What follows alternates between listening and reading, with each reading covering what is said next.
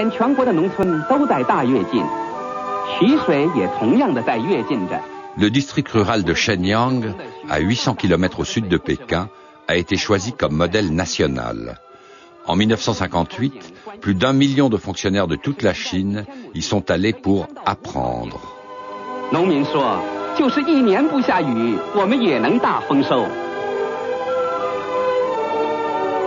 Ce film de propagande de l'époque vante les réalisations du district en montrant les profits exemplaires que le système communautaire peut générer s'il est appliqué avec le zèle nécessaire.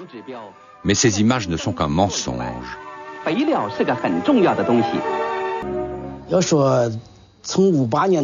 La famine commença à apparaître durant l'hiver 1958 dans les provinces du Shandong et du Henan.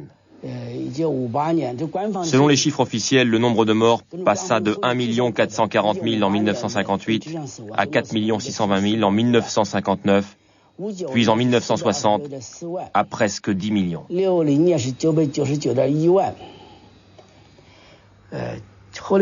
J'ai moi aussi analysé les chiffres.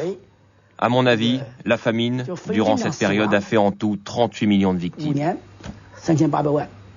Le cannibalisme s'est répandu, du moins à Xinjiang. Les gens coupaient des morceaux de chair sur les cuisses des cadavres et les rapportaient chez eux pour les faire cuire. On a vu aussi des cas où certains mangeaient des personnes vivantes. Des gens mangeaient même leurs propres enfants. Les gens n'avaient pas peur des morts mais des vivants, car eux pouvaient vous manger.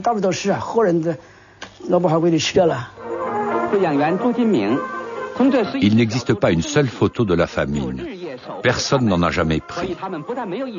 La famine reste un secret, masqué par des images d'abondance.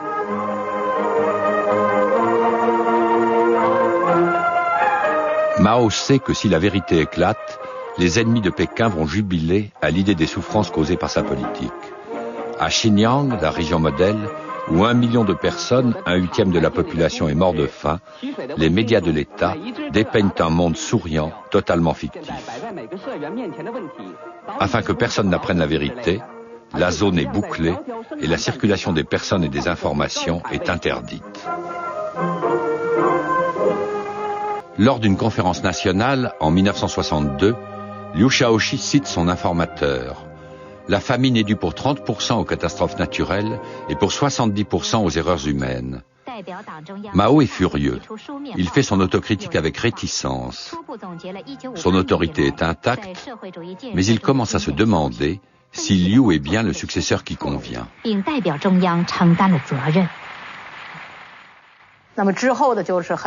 Mon père a introduit de nouvelles lois, l'une après l'autre.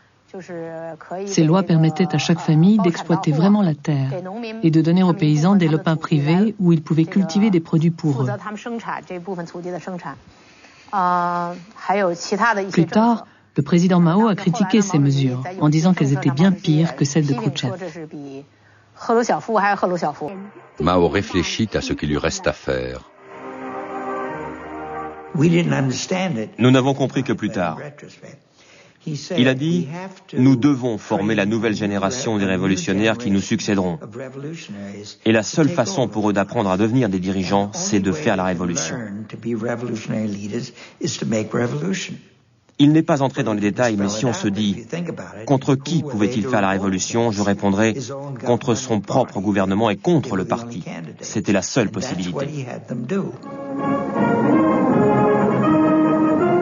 Cela commence par un mouvement de protestation des collégiens.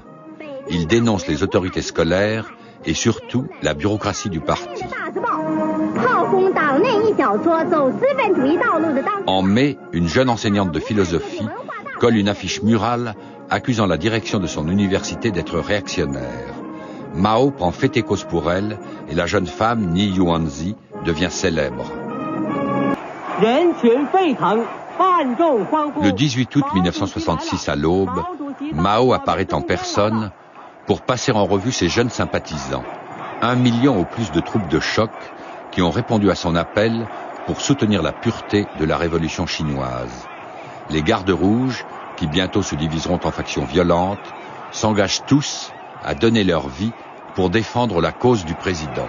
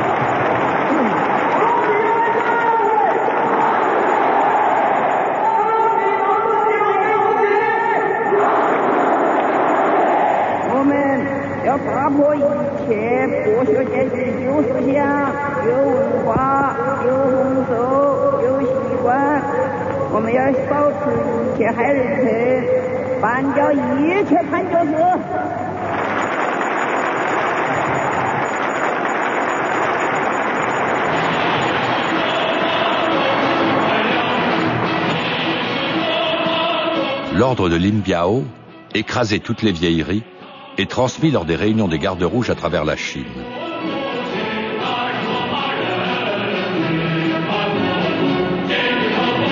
Les enseignes de boutiques que les gardes rouges considèrent comme bourgeoises, comme celle de ce restaurant de Canard-Laquais, sont arrachées et détruites.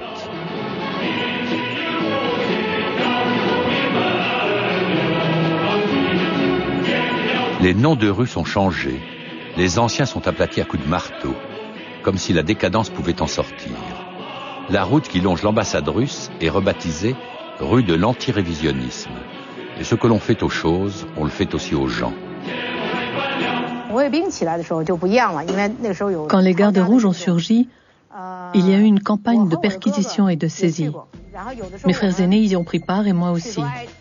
Parfois, on allait à la police pour dire « Cette famille est une famille de propriétaires terriens, ce sont de mauvaises gens. Nous allons perquisitionner et confisquer. » Parfois, on pouvait dénicher des livres interdits, par exemple une édition rare du Lotus d'or. Alors on se disait « Regarde, ils ont des livres obscènes. » Ce film en noir et blanc est exceptionnel, unique. Il est resté caché pendant presque 40 ans et n'a sans doute été visionné que par la police chinoise et par une poignée de hauts dirigeants. Il montre la véritable chasse aux sorcières que devenait la révolution culturelle, dirigée contre les anciens propriétaires terriens, les capitalistes et tous ceux qui n'appartiennent pas à la bonne classe sociale.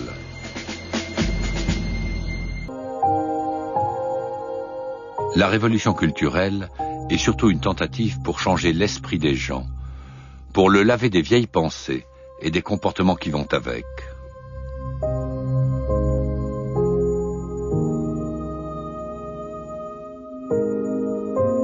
D'anciens propriétaires terriens et des capitalistes, portant les mots « éléments bourgeois » sur leur chemise, sont contraints de subir une rééducation par de jeunes militants.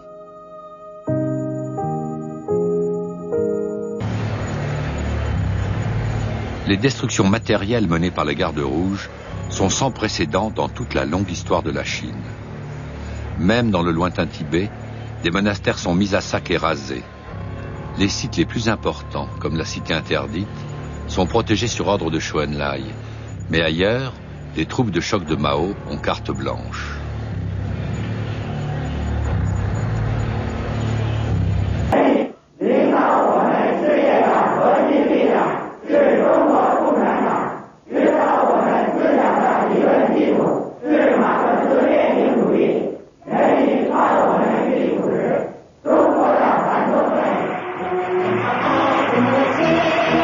Pour marquer l'occasion, Chou En-lai en personne préside, accompagné de l'épouse de Mao, Jiang Qing, et du quatrième dans la hiérarchie, Shen Boda.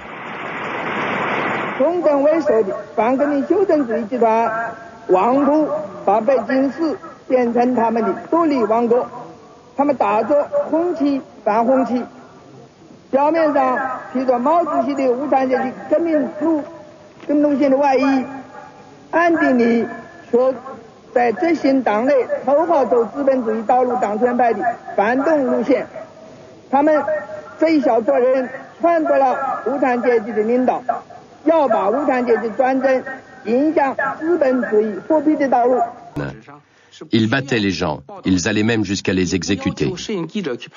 Dans les journaux, on ne parlait pas de ces choses-là. C'était interdit de prendre des vraies photos. On ne devait y voir que des événements positifs, avec des foules enthousiastes en train d'applaudir.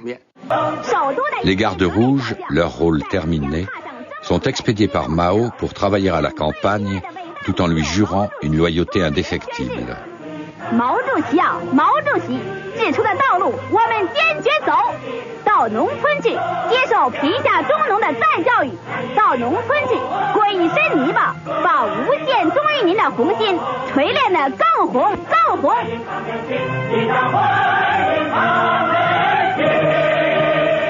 革命的家长们怀着对毛主席的无限忠心，把子女送到乡下去当农民。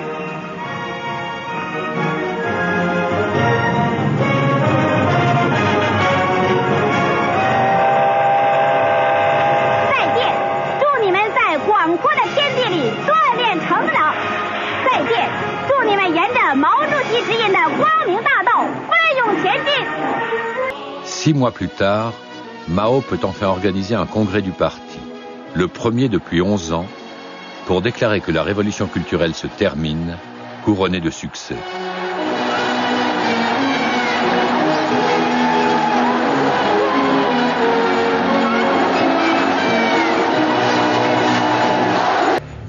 Pendant 2 ans, de la fin de 1966 jusqu'à la fin de 1968, la pire période de la révolution culturelle, l'économie a subi d'énormes pertes.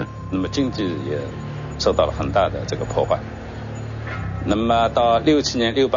produit national brut de la Chine a beaucoup chuté.